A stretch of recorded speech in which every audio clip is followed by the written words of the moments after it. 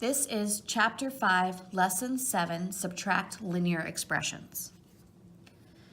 So when I'm subtracting linear expressions, subtract blank, blank. Use blank, blank if needed. So in those first two blanks, I'm going to write like terms. And in the second two blanks, I'm going to write 0 pairs. Okay. So in the first two blanks, I'm writing like terms. In the second two blanks, I'm writing 0 pairs. So when subtracting linear expressions, I subtract like terms and then use 0 pairs if needed. So just like when I'm adding linear expressions, I can also use models to subtract them. So I have subtract the quantity 6x plus 3 minus the quantity 2x plus 2 using algebra tiles. So I want to go ahead and model 6x plus 3. And when I do that, I have 6 x's, so 1, 2, 3, 4, 5, 6, plus 3, right? And then I want to take away 2x plus 2. So I take away 2 of those, 2 of the x's and 2 of the 1's. So I'm left with 1, 2, 3, 4x plus 1.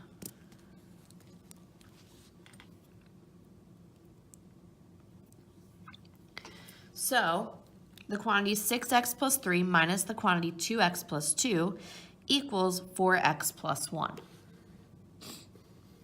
Okay.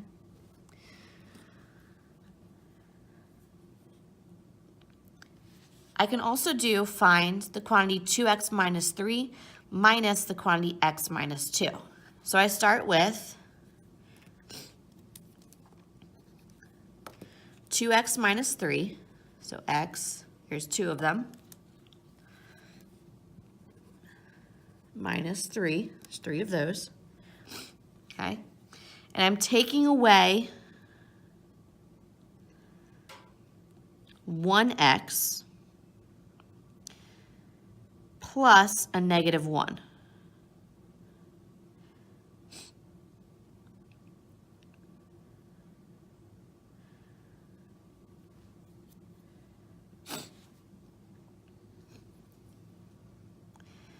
Okay, so when I take away that negative 1, I'm left with one negative 1 tile left.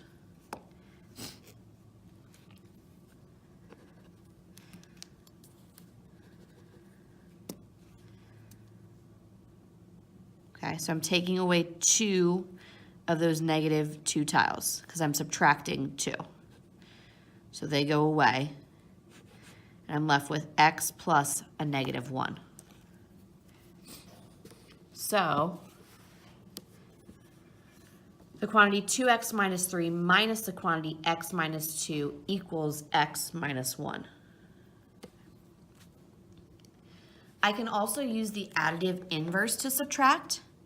When subtracting integers, you add the opposite or the additive inverse. The same process is used when subtracting linear expressions. So I can find the quantity 6x plus 5 minus the quantity 3x plus 1. I can arrange them like terms in columns. 6x plus 5 plus, so what I did was I changed this minus sign and then I changed each one of these signs so that they were negative. So I have plus, positive 3x becomes negative 3x, positive 1 becomes negative 1, and then I add them. 5 plus a negative 1 equals 4. 6x plus a negative 3x is 3x. So that's my final answer. Okay. There are a couple of try problems on this page. Go ahead, pause the video, and when you're done, we will go over the answers together. All right, now that you've had a chance to try out the try-it problems, let's go over the answers together. Number 1 says find the quantity 5x minus 9 minus the quantity 2x minus 7. Okay. You can use models if you would like. I'll go ahead and use models for this first one, just so we have an idea of how it works.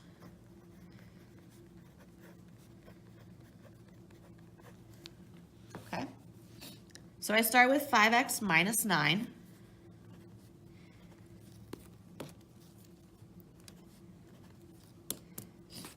So that's what I'm going to draw. 1, 2, 3, 4, 5. So here's my 5x's.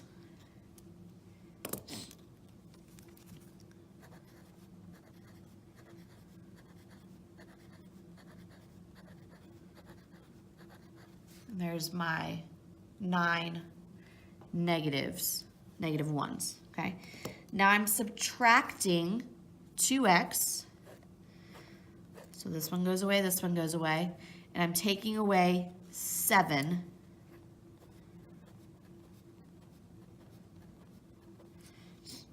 So I'm left with 3x minus 2.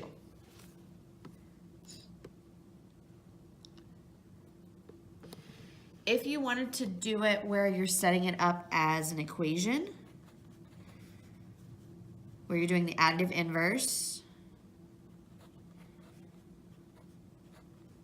would look like that. Negative 9 plus 7 would give you a negative 2. 5x plus negative 2x gives you 3x. So either way, you get the right answer. So for the first try-it problem, we have 3x minus 2. Okay. The second try-it problem says find the quantity 4x minus 3 minus 2x plus 7. Use models as needed. Okay. So I have 4x minus 3 minus 2x plus 7. So I'm going to go ahead and use the additive inverse. So the additive inverse of 2x plus 7 is negative 2x minus 7. Remember, all I do is just change the signs. So now I have negative 3 plus negative 7, which gives me negative 10. 4x plus negative 2x, which gives me 2x.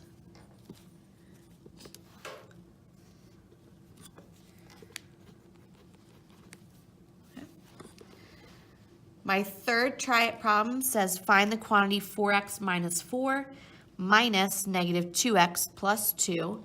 Use models if needed.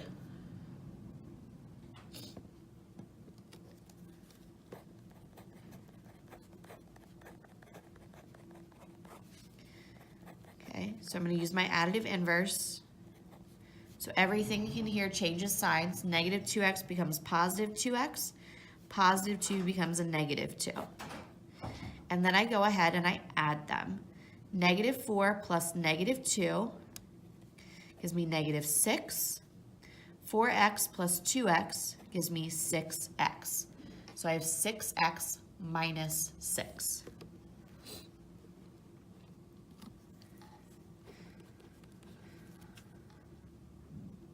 And that is the end of lesson 7.